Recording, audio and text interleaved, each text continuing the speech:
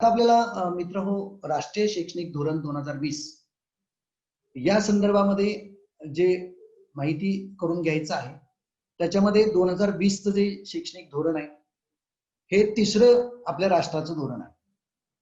हे पहिलं जे 1968 ला शैक्षणिक धोरण सुरू झालं, त्यानंतर 1986 ला राजीव गांधी असताना पंतप्रधान असताना त्यांनी जाहीर केलं.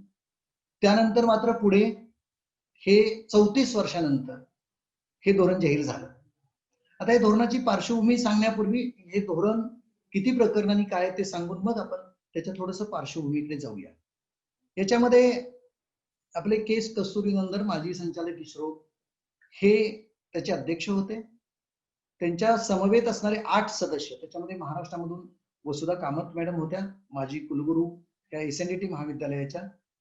त्या महाराष्ट्रातून असल्यामुळे त्यांचेही बऱ्यापैकी सेमिनार किंवा वेगवेगळ्या प्रकारे त्यांनी या संदर्भात मार्गदर्शन करतात. आपण एससीआरटीच्या वतीने सुद्धा महाराष्ट्रातल्या सर्व शिक्षकांच्यासाठी त्यांचंही उद्बोधन घेतलेलं होतं. याच्यामध्ये मसुदा समिती जी होती त्याच्यामध्ये हे 4 लोक होते. त्यांनी मसुदा तयार केला. हे धोरण 2020 जरी म्हटलं असेल तर त्याचा ड्राफ्ट आहे तो 2019 ला तयार झाला. आणि त्याचं ती दूरदृष्टी म्हणजे व्हिजन जे आहे ते व्हिजन असं आहे की भारताला केंद्रस्थानी मानून अशा शिक्षण प्रणालीची कल्पना करते की जे सर्वांना उच्च दर्जाचे शिक्षण प्रदान करून आपल्या राष्ट्राला सातत्याने न्याय आणि चैतन्यमयी ज्ञानी समाजामध्ये परावर्तित करण्यात थेट योगदान देते. त्याच्यामध्ये काही मुद्दे धोरणाचे घेतले. मित्रांनो, खरं म्हणजे हा विषय जो आहे तो खूप प्रचंड व्हास्ट आहे. एका प्रकरणावरती आपल्याला 2-2, 3-3 तास एक्सप्लेनेशन द्यावं लागेल, पण आज आपल्याकडे कालावधी फक्त आपल्याला 1 तासाचा असल्यामुळे आपण त्याच्यावरती धावता आढावा घेतोय. फक्त किती मोठे महत्वाचे बदल झाले आणि नेमकं शैक्षणिक धोरणामध्ये काय नवीन आहे का नेहमीप्रमाणेच न्यू बॉटल म्हणतात आणि ओल्ड मेडिसिन असं आहे का, तर त्याच्यावरही आपल्याला चर्चा साधक बाधक काही करता येईल. आपली अभ्यास केला असेल तेही आपल्या लक्षात आलं असेल. तर याच्यामध्ये हे महत्वाचे मुद्दे आढाव्यामध्ये आहेत. याच्यामध्ये नॅशनल रिसर्च फाउंडेशन आहे, तंत्रज्ञान आहे आणि भाषा आणि महत्वाचं राष्ट्रीय शिक्षण आयोग याही बाबी याच्यामध्ये आहेत. आता याच्यामध्ये प्रकरणं जी आहेत त्याच्यामध्ये हे पहिलं विभाग आहे शालेय शिक्षण. हा पहिला विभाग, एकूण 4 विभागापैकी पहिला विभाग आहे. त्याच्यामध्ये प्रायमरी, त्याच्या अगोदर नवीन बदल जो झाला तो म्हणजे बालवाडी शिक्षण, म्हणजे प्रारंभिक बाल्यावस्थेतलं शिक्षण. आपण जो लिटरसीचा भाग जो घेतलेला आहे तो शिक्षण पायाभूत म्हणजे साक्षरता आणि अंकज्ञान हे 1ली ते 5वीच्या मुलांना यायलाच पाहिजे, याच्यासाठी खास वेगळ्या प्रकारची रचना याच्यामध्ये केलेली आहे. अभ्यासक्रम आणि अध्यापन शास्त्रावरती 100% प्रवेश नोंदणीसाठी आणि सर्व न्याय आणि सर्व समावेशक शिक्षकांच्यासाठी खास त्यांच्या नेमणुका, त्यांच्या बदल्या, त्यांची शैक्षणिक पात्रता, एकूण शालेय अनुशासन रचनेमध्ये बदल करण्यात आलेला आहे आणि त्यावरती नियंत्रण आहे, विनियमन, तेही अत्यंत महत्वाचं आहे. दुसरा भाग या पॉलिसी मधला आहे तो म्हणजे उच्च शिक्षण आहे. मग याच्यामध्ये नवीन संरचना उच्च शिक्षण मध्ये झाली, त्याच्यावर आपण चर्चा करणार आहोत. उदारमतवादी शिक्षण, अनुशासन आणि विनियमन हाही भाग याच्यामध्ये येतो. केंद्रित करावयाची जी इतर क्षेत्र आहे त्याच्यामध्ये व्यावसायिक शिक्षण आहे, प्रौढ शिक्षण आहे, निरंतर शिक्षण आहे, भाषा, कला, सांस्कृतिक चालना, तंत्रज्ञानाचा वापर आणि एकत्रीकरण आणि ऑनलाईन आणि डिजिटल शिक्षण. मित्र, हा अत्यंत महत्वाचा भाग हा बालवाडीपासून अगदी महाविद्यालयीन शिक्षणापर्यंत हा कोट केलेला आहे आणि त्याच्यावरती जास्तीत जास्त लक्ष देण्या संदर्भामध्ये या धोरणामध्ये 2 प्रकरणं स्वतंत्रपणे केलेत आणि तंत्रज्ञानाचा न्याय आणि वापर सुनिश्चित करण्यासाठी 3रं प्रकरण घेतलेलं आहे. त्यामुळं निश्चितच आपल्या लक्षात येईल की इथून पुढे जे बदल होणार आहे ते परीक्षेमध्ये होणारे बदल आणि बाकीचे असणारे एकूण शालेय शिक्षणामध्ये होणारे बदल तेही आपल्याला दिसून येईल. याच्यामध्ये हे घडत आहे म्हणजे काय, तर केंद्रीय सल्लागार मंडळ मजबूत करणे, वित्त पुरवठा करणे, म्हणजे 4% आता जे खर्च केला जातो तो 6% वरती जीडीपीच्या आणणं, सर्वांसाठी परवडण्याजोगं आणि गुणवत्तापूर्ण शिक्षण देणं, की आज खाजगी शाळा आणि खाजगी महाविद्यालय आणि त्या ठिकाणी असणारी भरमसाठ फी यानुसार जे काही होत आहे त्या संदर्भामध्ये असणारी कार्यवाही ही या माध्यमातून होत आहे. त्याची अंमलबजावणी कशी केली जाईल. आता मला थोडस 1 मिनिटामध्ये आपल्याला पूर्ण आपल्या देशाचा इतिहास उभा करायचा. आता मी जी पीपीटी शेअर केलेली आहे त्याच्यामध्ये स्वातंत्र्यपूर्व कालखंडामध्ये त्याच्याही पूर्वी 50-100 वर्षापूर्वी शैक्षणिक संस्था आणि काय परिस्थिती होती आपल्या देशामध्ये. स्वदेशी शाळा होत्या, त्याच्यामध्ये अध्ययन केंद्र होती, प्राथमिक शाळा होती, मिशनऱ्यांनी चालवलेल्या शाळा होत्या, पर्शियन शाळा होत्या, मुस्लिमांच्या मदरसा होत्या, हिंदू पाठशाळा होत्या आणि आधुनिक भारतीय भाषांमधून शिक्षण देणाऱ्या सुद्धा शाळा होत्या. आता याच्यामध्ये आपल्या काय लक्षात येतं की स्वातंत्र्यपूर्व कालखंडामध्ये सुद्धा आपण इंग्रजांना दोन बाजू आहेत त्याच्या. इंग्रज आले त्यामुळे शिक्षणाचे काही तोटे झाले आणि काही भारतात देशाला फायदे झाले. त्याच्यावर आपण जास्त नाही चर्चा करणार. पण इंग्रजी भाषेचं ज्ञान झालं, तिकडचे असणारे काही नवीन ज्ञान आहे ते त्यांचं ज्ञान, पद्धती, संशोधन ते आपल्यापर्यंत पोहोचलं. याच्याशिवाय अत्यंत महत्वाचं आपल्याकडे बालविवाह वगैरे असणाऱ्या अस्पृश्यता, ह्या अनिष्ट प्रथा सुद्धा दूर व्हायला इंग्रज आल्यामुळे त्या लवकर गेल्या, असं बरेचसे आपले विचारवंतही म्हणतात. आणि त्या पद्धतीने त्यांनी शिक्षणासाठी काही वेगळ्या पद्धतीचे आयोग आणलेले होते. अगदी 1835 पासून लॉर्ड मेकाले पासून हे सगळे आयोगांचा या ठिकाणी हे दिलेलं आहे. हरटँग समिती 29 पासून 1944 पर्यंत युद्धोत्तर भारतातील शैक्षणिक विकास अहवाल झाला तिथपर्यंत. आता आपण काय म्हणतो की इंग्रजांच्या शिक्षणामधून फक्त कारकून निर्माण झाले, हाडामासानी हा भारतीय होता, पण प्रत्यक्षात सगळं डोकं आणि वापर बुद्धीचा इंग्रजांनी करून घेतला. पण ते करत असताना त्यांच्यातल्या काही तत्ववेत्यांनी सुद्धा जे काही काम केलं त्याच्यामध्ये काही फायदे झालेले आहेत. आणि मग आपलं स्वातंत्र्य मिळाल्यानंतर आपण पहिला आयोग विद्यापीठ आयोग नेमला. तिथून पुढे 1986च्या धोरणापर्यंत मध्ये जर आपण बघितलं, राष्ट्रीय शैक्षणिक धोरण 1968, 66ला जो कोठारी आयोग आला त्याच्यामध्ये कृती केंद्रित शिक्षणावरती भर दिला आणि त्या पद्धतीनं पुढे चालत आलं. 86चं धोरण त्याच्यामध्ये खूप ट्रिमेंडस चेंजेस केलेले होते. त्याचा आढावा 92ला आपण घेतला आणि पुन्हा त्याच्यामध्ये बदल केले आणि त्यानंतर काय झालं तेही मी आपल्याला सांगतो आणि प्रत्यक्षात आपण याच्याकडे घेऊया. हे पुनरावलोकनचा कृती कार्यक्रम 1992ला चालू होता. म्हणजे असं म्हणण्यामध्ये काहीच अर्थ नाही की मध्ये काहीच झालं नाही. मित्र, आपल्या महाराष्ट्रानं सुद्धा प्रचंड काही केलं. म्हणजे 1962 पासून 96 पर्यंत वेगवेगळ्या महाराष्ट्रानं पुरोगामी असल्यामुळे प्राथमिक शिक्षणासाठी समित्या, शिक्षक परीक्षणासाठी समित्या आणि महाराष्ट्रातल्या शिक्षणासाठी समिती, बाल शिक्षणासाठी सुद्धा समिती नेमली राम जोशी सरांच्या. म्हणजे महाराष्ट्र शासनानं शाळांचे कोंडवाडे नकोत, अंगणवाड्या हव्यात अशा प्रकारचा विचार घेऊन पुढेही हे शिक्षणासाठी बरेचसं काम केलेलं आहे. आता काय होतं की घटनेमध्ये घटना तयार झाली तेव्हा 45 कलम होतं की वयवर्ष 6 वर्षाचे होईपर्यंत त्यांचे संगोपन करण्यासाठी, त्यांच्या शिक्षणासाठी जी तरतूद, सक्तीचं शिक्षण 6 ते 14 वयोगटातील बालकांचा मूलभूत हक्क ठरलेला होता. आणि 2002च्या दुरुस्तीमध्ये, घटना दुरुस्तीमध्ये तो 21 मध्ये त्यांचा मूलभूत हक्क म्हणून समाविष्ट करण्यात आला. ती 86वी घटना दुरुस्ती होती. हा एक महत्वाचा बदल. सर्व शिक्षा अभियान 2001 पासून चालू झालं. त्याच्यामध्ये सुद्धा 6 ते 14 वयोगटातील मुलांना 100% मुलांची पटनोंदणी करणे, त्यांची ती पटनोंदणी आहे ती टिकवणे आणि त्यांना 1ली ते 8वीच्या मुलांना गुणवत्तापूर्ण शिक्षण देणे ही त्याची उद्दिष्ट होती. हे आपल्या लक्षात येईल. 2005ला राष्ट्रीय ज्ञान आयोग आला. त्यांनी केंद्राला अहवाल सादर केला. त्यांनी शिफारसी केल्या की विद्यापीठांची निर्मिती वगैरे. त्याच्यामध्ये मी फारसं जात नाही, आपल्याकडे वेळ कमी आहे. आपल्याला नवीन शैक्षणिक धोरणावरती आपल्याला बोलायचं आहे. अत्यंत महत्वाचा मुद्दा आहे की NCF म्हणजे नॅशनल करिक्युलम फ्रेमवर्क 2005ला मित्र तयार करण्यात आला. त्यामधलं जी तत्व आहेत हीच तत्व नवीन शैक्षणिक धोरणामध्ये हे आपण विसरता कामा नये. म्हणजे घोकंपट्टीला फाटा देणे जी पाठांतरावरती जी पद्धती होती त्याच्यामध्ये फक्त आपल्याला पोपट बनवायचे नाही, तर त्या संकल्पना समजून घ्यायच्या आणि समजून घेऊन तो शिकला पाहिजे. या पद्धतीनं, या अर्थाने ज्ञानरचनावाद पद्धतीचा आपण अवलंब केला. गेल्या 7-8 वर्षामध्ये प्रचंड प्रमाणामध्ये महाराष्ट्रामध्ये बदल झालेले आहेत. हे आपल्याला जिल्हा परिषदेच्या शाळेमध्ये गेल्यानंतर हे जास्त आपल्याला जाणवतं. शाळा बाह्य जीवनाशी संबंध जोडला पाहिजे. म्हणजे शाळेत जे शिकवलेलं आहे ते त्याच्या आयुष्यामध्ये उपयोगी पडलं पाहिजे. म्हणजे विनोबा भावे म्हणायचे तसं की एका बाजूनी शाळेनं समाजात शिरावं आणि समाजानं दुसऱ्या बाजूनी शाळेत शिरावं. याचा अर्थ असा आहे की शाळेमध्ये शिकवलेलं त्याच्या आयुष्यात उपयोगी पडलं पाहिजे आणि जे त्याला आयुष्यात उपयोगी पडतं ते शाळेत शिकवलं गेलं पाहिजे. आणि ते शिकवताना पाठ्यपुस्तकाचा वापर अजिबात करू नये. पाठ्यपुस्तकाशिवाय अध्ययनाची आणि अध्यापनाची प्रक्रिया चालली पाहिजे. परीक्षा लवचिक असली पाहिजे, ताठर नको. आता कोणते बदल झालेत तेही नवीन धोरणामध्ये आपल्याला बघायचे आहे. यशपाल समितीनं काही शिफारसी केल्या त्या उच्च शिक्षणाशी रिलेटेड आहेत. अभिमत विद्यापीठांचा दर्जा हा थोडा कमी होतोय, तो वाढवण्यासाठी आपल्याला गरज आहे. खूप वेगळ्या प्रकारचे उपाय त्यांनी सुचवलेत. राष्ट्रीय पातळीवरती न्यायाधिकरणाची निर्मिती व्हावी, व्यावसायिक शिक्षण व्हावं, आणि सगळ्यात महत्वाचा जो बदल झाला तो 2009चा सक्तीच्या मोफत शिक्षणाचा अधिनियम 2009 आला, RTI आला, त्यामुळे बदल झाला. आणि त्याच्यामध्ये मात्र 4 ऑगस्ट 2009ला 6 ते 14 वयोगटातील बालकांना मोफत आणि सक्तीच्या शिक्षणाचा कायदा झाला. 26 ऑगस्ट 2009ला राष्ट्रपतींची मान्यता मिळाली आणि 1 एप्रिल 2010 पासून त्याची कार्यवाही आपल्या देशामध्ये सुरू झाली.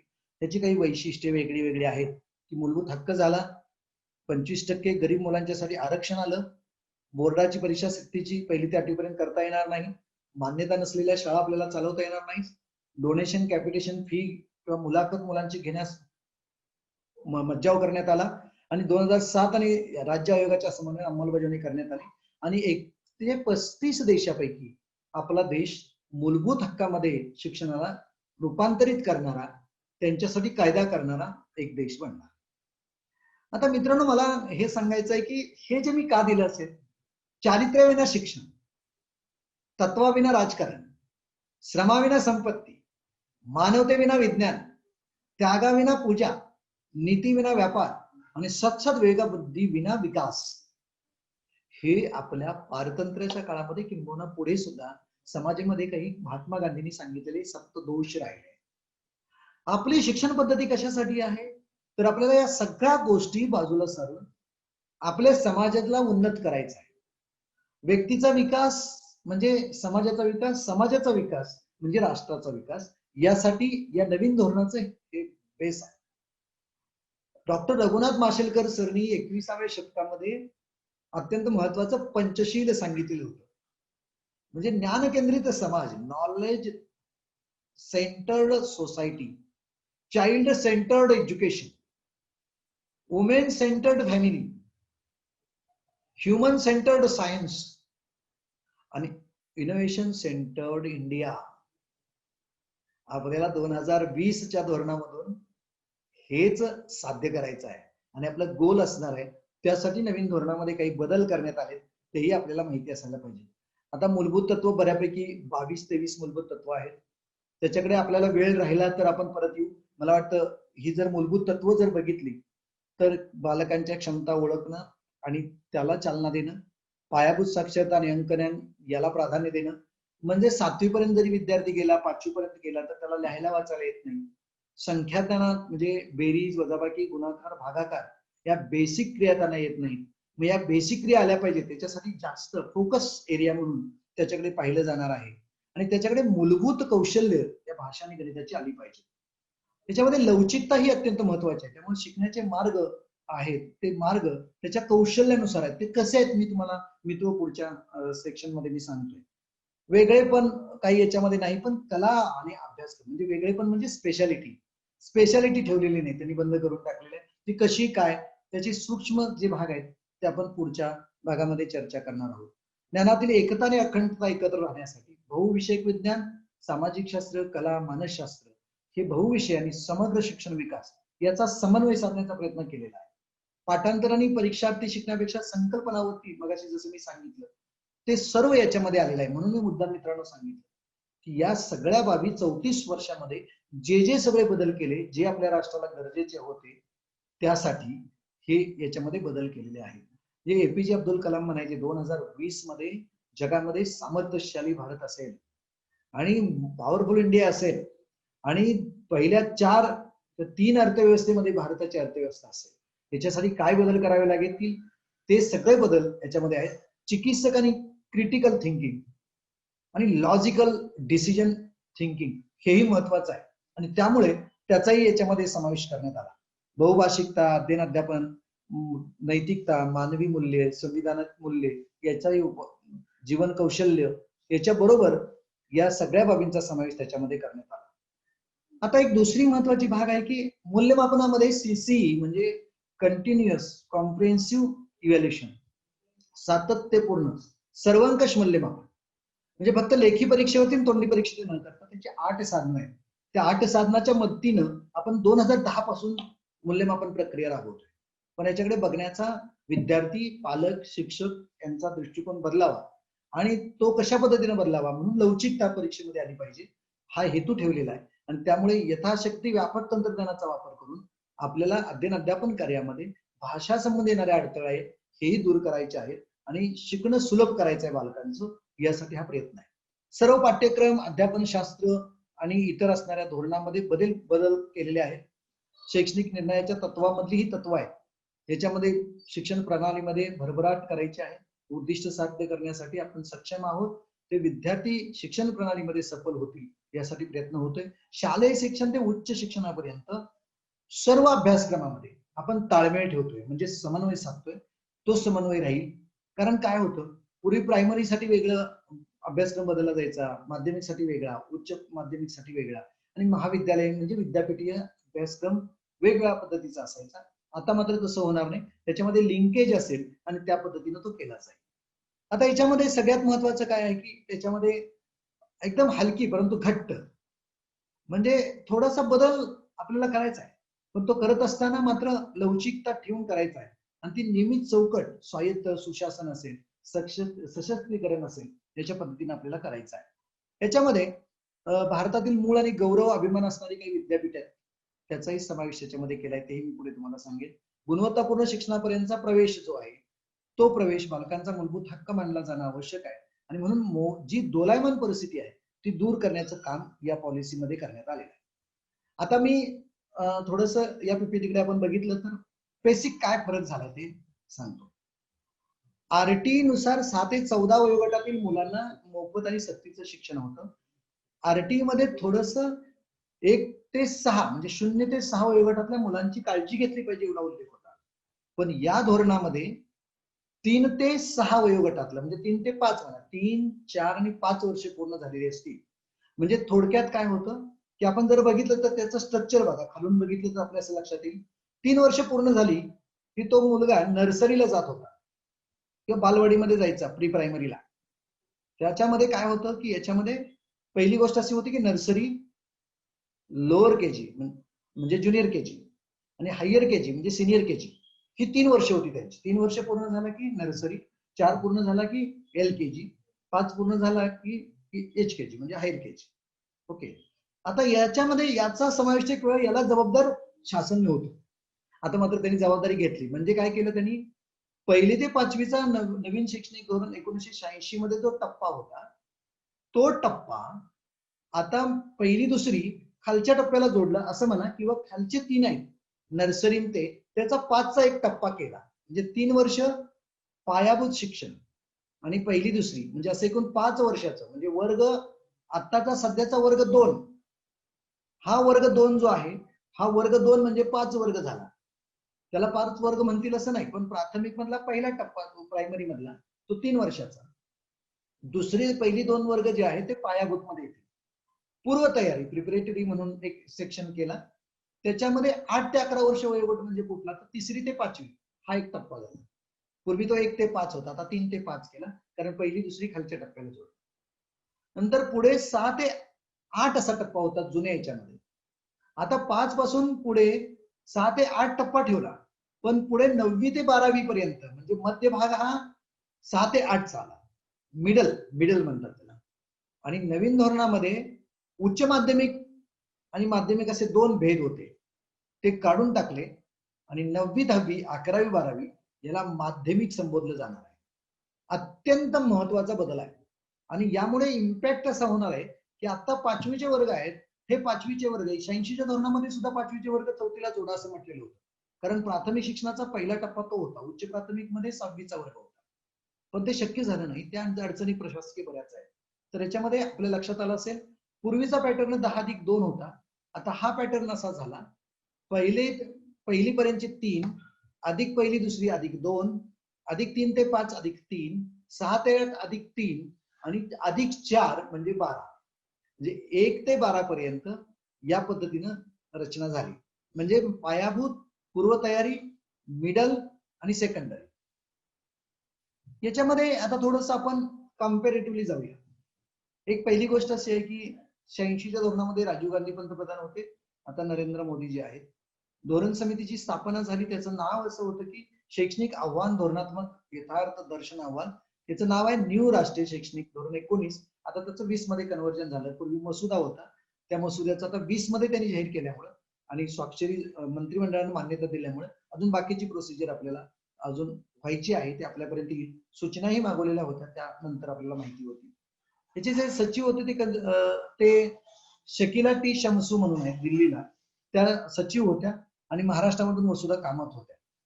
त्याच्यामध्ये धोरण जे जाहीर झालं त्याच्यामध्ये पूर्वी 24 विभाग 511 परिच्छेद होते. हे सुटसुटीत धोरण आहे. धोरणाचा मसुदा जरी 600 पानाचा असेल तरी इंग्रजीमध्ये 66 पानामध्ये आणि हिंदीमध्ये 108 पानामध्ये त्याची रचना करण्यात आलेली आहे.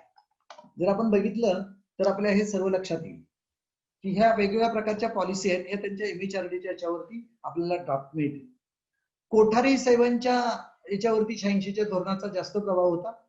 कस्तुरीरंगन सर हे त्याचे प्रमुख होते, अध्यक्ष होते. त्यांनी हे सर्व ड्राफ्ट तयार केलेला आहे.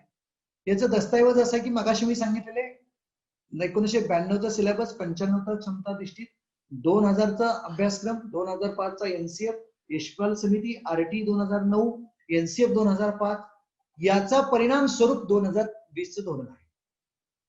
याच्यामध्ये आपल्याला शाळा प्रवेशाच्या बाबतीमधलं वय आता पूर्वी 6 होतं, म्हणजे पहिलीला प्रवेश मिळत होता. आता 2020 मध्ये ते 3 वर्ष झालं. शाळा प्रवेश याच्यामध्ये सगळ्यात महत्वाचा आहे की तो पहिला आपला पहिलीला मिळत होता. आता शाळा प्रवेश हा पहिल्या प्राथमिकच्या पूर्व तयारीच्या टप्प्यावरती नर्सरीमध्ये मिळेल.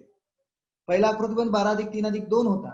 आता त्याच्यामध्ये 5+3+3+4 म्हणजे 15 पर्यंत, म्हणजे पहिली प्राथमिकचे 3 वर्ग वाढल्यामुळे 12 आणि 3 15 असा झाला. याच्यानंतर पुढे माध्यमिक, उच्च माध्यमिक असे रचना होती. मी मगाशी तुम्हाला सांगितलं त्याप्रमाणे पायाभूत, पूर्व तयारी, मध्य आणि माध्यमिक अशी रचना असेल. त्यानंतर शिक्षण स्तरामध्ये पदवी, पदव्युत्तर पदवी, PhD वगैरे हा भाग याच्यामध्ये पण आहे. त्याच्यात काय नेमके बदल झाले ते आपल्याला मी नंतर सांगेन. याच्यामध्ये पुढे त्याची एक वेगळी PPT आपण दिलेली आहे. अंगणवाड्या आणि बालवाड्या, LKG वगैरे मगाशी मी जो भाग सांगितला तो याच्यामध्ये आहे. बोर्ड परीक्षेच्या संदर्भात ही 5वी, 8वी, 10वी, पदवी जे काय त्या परीक्षा असणार आहेत त्या कशा असणार आहेत त्या पण शंका समाधान आपण आपल्या चर्चेमध्येही करू. या 10वी 12वीला वर्षातून एकच परीक्षा व्हायची. 2020च्या धोरणामध्ये या बोर्डाच्या परीक्षा सेमिस्टर पद्धतीने होणार आहेत. त्यामुळं एकच परीक्षा न झाल्यामुळे ताण येणार नाही असं धोरणामध्ये म्हटलंय. त्यावर आपण कॉन्सन्ट्रेट करण्याची गरज आहे. बहुतांश पालकांची शंका हीच आहे. आता याच्यामध्ये 6 ते 14 RT कक्षेमध्ये पूर्वी 6 ते 14 होतं. आता काय झालंय 3 ते 18 वयोगटापर्यंत, म्हणजे थोडक्यात 9वी, 10वी, 11वी, 12वी या शिक्षणाची जबाबदारी पण आता ही कायद्यानुसार आणि या धोरणानुसार शासनाकडे आलेली आहे. आता याच्यामध्ये मगाशी मी तुम्हाला म्हटलं की महाविद्यालयीन स्तरावरती नेमके काय बदल केले. मित्रांनो, एक महत्वाचा बदल लक्षात घ्या की पूर्वी FY ला ऍडमिशन 12वी नंतर मग तुम्ही FY BSc ला घ्या, FY BCom ला घ्या, FY BA ला घ्या. त्यामध्ये FY SY TY जरी झाला तो आणि TY ला त्याचा एखादा विषय राहिला आणि त्यानं पुन्हा कधीच नाही सोडवला तरी तो 12वी पासच असा मानला जायचा, किंवा त्याला तो 3ऱ्या वर्षाला गेलाय म्हणून त्याला त्याचा बेनिफिट मिळत नव्हता. आणि म्हणून याच्यामध्ये लॅटरल एंट्री आणि एक्झिट अत्यंत महत्वाचं तत्व या एज्युकेशन पॉलिसीमध्ये दिलेलं आहे. त्याच्यामध्ये मित्रांनो समजून घ्या, 12वी नंतर एकतर मुळात शाखा राहणार नाहीये, हेही धोरणामध्ये नमूद केलेलं आहे. म्हणजे सायन्स, कॉमर्स, आर्ट्स फॅकल्टी बिलकुल राहणार नाही. माध्यमिक स्तरावरती सुद्धा बरेचसे चेंजेस केले, आपण ते ओघाने येणार आहे त्यावेळेला आपण पाहूया. 1 वर्ष पूर्ण केलं त्याला 12वी नंतर महाविद्यालयाचं तर त्याला प्रमाणपत्र मिळणार. 2 वर्ष पूर्ण केली की त्याला पदविका मिळणार, म्हणजे डिप्लोमा त्याचा पूर्ण झाला असेल. 3 वर्ष पूर्ण केली तर त्याला पदवी मिळेल. 4 वर्ष पूर्ण केली तर त्यानं रिसर्च सह ती पदवी पूर्ण केली असेल तर त्याला रिसर्च डिग्री मिळेल. आणि 5 वर्ष पूर्ण केली असेल तर पदव्युत्तर पदवी म्हणजे मास्टर डिग्री त्याला मिळेल. MPhil पदवी पूर्वी होती, ती MPhil पदवी रद्द करण्यात आलेली आहे आणि PhD लाही प्रवेश परीक्षा देऊन PhD आता करता येईल. त्याच्यात मात्र नॉर्म्स बदलतील, कारण विद्यापीठाच्या रचनेमध्ये बदल करण्यात आलेला आहे. याची अंमलबजावणी करताना टार्गेट बेस्ड दिलेला आहे.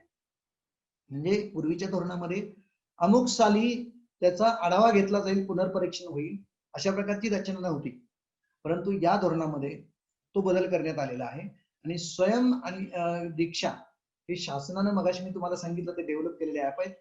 त्याच्यामध्ये प्राथमिक स्तरावरती 2020-22 मध्ये आणि स्वयं दीक्षा 23-24 म्हणजे 21-22 मध्ये आणि 23-24 मध्ये 100% शाळापर्यंत ते वापर करतील असं टार्गेट आहे.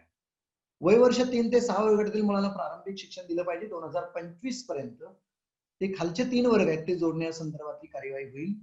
आणि 100% पटनोंदणी करण्याचं उद्दिष्ट 2030 पर्यंत आहे. आणि 1ली ते 5वी पर्यंतच्या मुलांना भाषा आणि गणित विषयातल्या मूलभूत क्षमता संदर्भात आणि संख्याज्ञानासंदर्भात 2025 पर्यंत टार्गेट ठेवलेला आहे. ते त्यांना आलंच पाहिजे 100% विद्यार्थ्यांना. शालेय शिक्षणाचा जो मगाशी मी आकृतीबंध सांगितला तो 2025 पर्यंत पूर्ण करण्यात येईल. सर्व क्षेत्रातील उद्दिष्टांची पूर्तता आणि अंमलबजावणी ही करण्यात येईल. धोरणांचा आढावा आहे जो म्हणजे हे धोरण 100% अंमलात येण्यासाठी 10 वर्ष लागणार आहे. 2030 ला ज्यावेळेला हे धोरण अंमलात येईल त्यावेळेला आपल्याला 2030 ला या धोरणातल्या सगळ्या अपेक्षा उद्दिष्ट पूर्ण झालेली असतील. 10 वर्ष ती प्रक्रिया तशी चालू राहील. 2040 ला त्याचं पुनर्परीक्षण किंवा इव्हॅल्युएट केलं जाईल आणि त्यानंतर त्याच्या पुढच्या सूचना मांडल्या जातील. या उच्च शिक्षणामध्ये कोणते कोणते बदल होणार आहेत ते मगाशी मी तुम्हाला जी तत्व सांगितली ती सगळी तत्व याच्यामध्ये पाळलेली आहेत. त्याच्यानंतर पुढे शाळेपासून उच्च शिक्षणाकडे म्हणजे डिजिटल शिक्षणासाठी पायलट स्टडी, ऑनलाईन अध्यापन मंच, डिजिटल भाग, व्हर्च्युअल लॅब, शिक्षकांना मोटिवेशन आणि ऑनलाईन मूल्यांकन पद्धती यासारखे अनेक वेगवेगळ्या प्रकारचे बदल याच्यामध्ये प्रस्तावित आहेत. त्या शालेय शिक्षणामध्ये सुद्धा प्रचंड बदल आहेत. बाल्यावस्थेमध्ये असणारी ही प्रकरणं प्रत्येक प्रकरणाचं उद्दिष्ट आणि याचा अभ्यास जर आपण बघितला तर मगाशी मी सांगितलं टार्गेट प्रमाणे याच्यामध्ये काम होणार आहे. हे बघा, मेंदूचा विकास 85% विकास होतो असं धोरणामध्ये म्हटलंय. 6 वर्षापूर्वीच होतो. म्हणून बालकाच्या मेंदू विकासासाठी जे आता संशोधन झालेलं आहे की जे आम्ही ज्ञानरचनावादी पद्धती अध्ययन पद्धतीसाठी वापरतोय ती सगळ्यात महत्वाची पद्धती याच्यामध्ये सुद्धा पुरस्कृत केलेली आहे. ECC म्हणजे अर्ली चाइल्डहुड जे आहे त्याच्यासाठी काय नेमकं एज्युकेशन दिलं पाहिजे त्या संदर्भातला उहापोह याच्यामध्ये खूप मोठ्या प्रमाणात केलेला आहे. म्हणून बाल्यावस्थेमध्ये काय काय करणार, कुठला अभ्यासक्रम असणार त्याचा सगळा उहापोह याच्यामध्ये केलेला आहे. बहुस्तरीय, बहुआयामी, लवचिक, खेळावर आधारित, उपक्रमावर आधारित, संशोधनावर आधारित हे 3 वर्षाचं शिक्षण असेल असं त्याच्यामध्ये म्हटलेलं आहे. त्याच्या सविस्तर परिच्छेदानुसार त्या प्रत्येक प्रकरणामध्ये इन डिटेल माहिती दिलेली आहे. आता याच्यामध्ये खूप काही गोष्टी आहेत. मी तुम्हाला स्लाइड वरून तुमच्या लक्षात येत असेल की या NCERT, SCERT यांच्या सिलेबस बदलणाऱ्या वेगवेगळ्या संस्था आहेत. 1.4 या प्रकरणामध्ये असं या पद्धतीने व्यापक स्वरूपामध्ये बालवाडीसाठी दिलेल्या या माहिती किंवा जी आपल्याला आवश्यक असणारा जो बदल आहे तो नेमका कोणता केला जाईल तो त्याच्यामध्ये दिलाय. कारण पहिल्या 3 वर्षाचा अभ्यासक्रमच पूर्ण स्वरूपामध्ये सर्वांच्याकडे समग्र पद्धतीनं उपलब्ध नव्हता. आजही तुम्ही बालवाडीमध्ये गेला, प्रत्येकाच्या इंग्लिश मीडियम मध्ये जरी गेला तरी वेगळा वेगळा सिलेबस दिसतोय आणि तो सार्वत्रिक असा आणि समान आणि किमान नव्हता. पण तो संशोधनावरती आधारित हे जोडल्यामुळे या टप्प्यावरती आपल्याला उपलब्ध होऊ शकेल. आता याच्यामध्ये ट्रेनिंग संदर्भातही म्हटलेलं आहे की शिक्षकांचं ट्रेनिंग आता बालवाडीच्या बाईंना किंवा त्या ज्या काही शिक्षक आहेत त्यांना कसं ट्रेनिंग द्यायचं त्याचा उहापोह केलाय. 12वी झाले असतील तर त्यांनी छोटासा सर्टिफिकेट कोर्स करावा, त्या 10वी झाले असतील तर डिप्लोमा करावा, त्याच्यापेक्षा कमी शिकले असतील तर 2 वर्षाचा कोर्स करावा. अशाने कित्येक बाबी त्याच्यामध्ये दिलेल्या आहेत की त्या उहापोह याच्यामध्ये मी केलेला आहे की तो पूर्ण कसा करावा, तर ऑनलाईन करावा, त्याची व्यवस्था याच्यामध्ये करण्यात आलेली आहे की टप्प्याटप्प्याने आपल्याला हे सगळं लागू करता येईल. 2021-22 मध्ये एक टप्पा, 22-23 मध्ये एक टप्पा, असं 100% प्रशिक्षित शिक्षक नेमण्याचं कामही होईल. त्याच्यामध्ये केंद्रीय शिक्षण सल्लागार मंडळाला म्हणजे हायर एज्युकेशन आणि प्राथमिक माध्यमिकसाठी मंडळ असेल त्याला कसं सक्षम करता येईल या संदर्भातही उहापोह आहे. शिकणं आणि शिकण्यावर लक्ष केंद्रित करणं हाही भाग महत्वाचा आहे. मानव संसाधन विकास मंत्रालय आता जे MHRD आहे ते आता इथून पुढे बंद असेल, त्याच्यामधून शिक्षण बाजूला केलं कारण महिला बालकल्याण हे सगळे विभाग एकत्र होते. आता शिक्षण मंत्रालय वेगळं असेल म्हणजे केंद्रामध्ये स्वतंत्र शिक्षण मंत्री नव्हता आणि म्हणून आता तो केंद्र स्तरावरती असेल, तिथे कमिटी पण असेल आणि त्याचे पंतप्रधान त्याचे प्रमुख असतील. त्यामुळे हाही भाग आपल्या लक्षात घ्या. वित्त पुरवठ्याच्या संदर्भामध्ये काही स्पेसिफिक त्याच्यामध्ये उहापोह केलेला आहे की धोरणामध्ये शिक्षणावरती खर्च कमी केला जातो, कारण राष्ट्राची गुणवत्ता ही राष्ट्राच्या शिक्षणाच्या गुणवत्तेवर अवलंबून असते. आणि याच्याकडे आपण गुंतवणूक म्हणून पाहत असताना त्याच्यामधून काहीतरी आउटपुट आलं पाहिजे, पण ते आर्थिक स्वरूपामध्ये नाही. तर ते आपल्याला आपला भारत बलशाली करण्यासाठी जे आवश्यक आहे त्यामधून यावं, या पद्धतीचा या ठिकाणी भाग आहे. आणि म्हणून याच्यामध्ये म्हटलंय की 6% पर्यंत खर्च आपला झाला पाहिजे, यासाठी ह्या गोष्टी आपण विचारात घ्यायच्या आहेत. त्या 26 प्रकरणामध्ये बऱ्यापैकी जीडीपी रेट 6% त्याच्यामधून आपल्याला टोटल खर्च व्हावा, याच्यासाठी एक वेगळी योजना केली आहे. त्यांनी जो शासनाने वेगवेगळ्या डिपार्टमेंटला पैसा दिला जाईल त्यातली 20% रक्कम ही एज्युकेशनसाठी कंपल्सरी त्या निधीमधून राखून ठेवली जाणार आहे, असाही भाग बराचसा याच्यामध्ये दिलेला आहे. त्याच्यामध्ये बालवाडीमध्ये आणि शाळांमध्ये जे शालेय पोषणार आहे त्याच्या जोडीला नाश्त्याची व्यवस्थाही त्याच्यामध्ये करण्यासंदर्भातलाही भाग आहे. तर याच्यामध्ये खूप दीर्घकालीन गुंतवणुकीचे क्षेत्र दिलेले आहेत. पायाभूत साक्षरता, प्राथमिक बाल्यावस्था. मी हे मराठी माध्यमासाठी पीपीटी केले, इंग्रजीमध्ये सुद्धा तो ड्राफ्ट आहे, मी आपल्या ग्रुपला तो पाठवेन, आपण त्याचा अभ्यास अधिक करू शकता. आता याच्यामध्ये खूप काही गोष्टी सांगितलं की आपल्यासारख्या ज्या सामाजिक संस्था आहेत त्यांचाही प्रचंड प्रमाणामध्ये वापर करून घेतला जाणार आहे, त्याचा उपयोग होणार आहे. म्हणजे त्याचा एक प्लॅटफॉर्म गव्हर्नमेंटचा असेल. जसं आपण यापूर्वी 2% खर्च कोणत्याही संस्थेनं, कोणत्याही खाजगी व्यावसायिकांनी, कोणत्याही कंपनीने जर केला तर त्याच्या इन्कम टॅक्स साठी त्याला ग्राह्य धरला जात होता, रिटर्न साठी. तशा पद्धतीची रचना याच्यामध्ये केली जाण्याची प्रोव्हिजन केलेली आहे. म्हणजे सार्वजनिक क्षेत्रात भरीव गुंतवणूक करायचीच, पण खाजगी आणि सार्वजनिक संस्थांमध्ये चांगल्या कारभारासाठी समन्वय यंत्रणा उभी करणं हाही भाग अत्यंत महत्वाचा आहे. अंमलबजावणी कशी केली जाईल याच्या संदर्भामध्ये केंद्रीय शिक्षण मंडळ, केंद्र आणि राज्य सरकार, राज्याचा शिक्षण विभाग, राज्यामधली असणारी वेगळी मंडळ म्हणजे जे बोर्ड आहेत ते बोर्ड, नियामक मंडळ, एससीआरटी म्हणून जी काम करते प्राथमिक माध्यमिक शिक्षणासाठी ते, आणि वेगवेगळ्या प्रकारच्या शाळा यांच्यामध्ये समन्वय साधण्याचं काम केलं जाईल. ह्याचे काही मार्गदर्शक तत्व पण 27व्या प्रकरणामध्ये दिलेले आहेत. हे टप्प्याटप्प्याने होणं महत्वाचं आहे. त्यामधला टप्पा जे आहे ते टप्पे मगाशी मी तुम्हाला पीपीटी मध्ये दाखवले की शिक्षण हा समवर्ती सूचीमध्ये असल्यामुळे राज्याची आणि केंद्राची दोघांची जबाबदारी आहे. त्यामुळेच केंद्रानं एनसीएफ म्हणजे नॅशनल करिक्युलम फ्रेमवर्क जाहीर करावा, धोरण जाहीर करावं, आणि त्यातील ज्या काही गोष्टी स्थानिक पद्धतीनुसार बदल करून ते याच्यापर्यंत पोहोचवावे. आता याच्यामध्ये टप्प्याटप्प्याने ह्या सगळ्या गोष्टी याच्यामध्ये दिलेल्या आहेत.